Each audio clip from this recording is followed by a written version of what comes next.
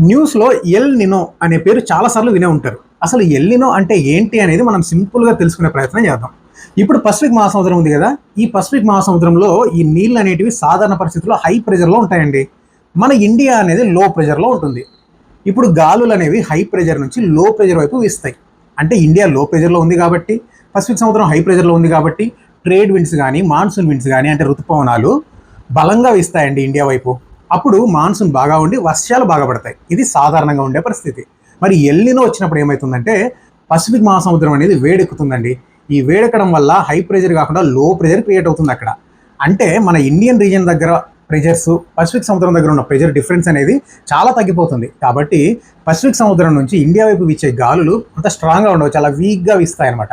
కాబట్టి మనకు వచ్చే ఋతుపవనాలు కూడా చాలా వీక్గా వస్తాయి. సో దీన్నే ఎల్ నినో అంటారు. సో ఈ ఎల్ నినో వల్ల ఏమైతుందంటే ఋతుపవనాలు వీక్గా ఉంటాయి కాబట్టి వర్షాలు అనేవి తగ్గిపోతాయి, కరువులు వచ్చే అవకాశం ఉంటుంది, నీటి కొరత ఏర్పడుతుంది. ఓవరాల్గా ఆర్థిక వ్యవస్థకు కూడా ఇది ఒక ఛాలెంజ్ అనమాట.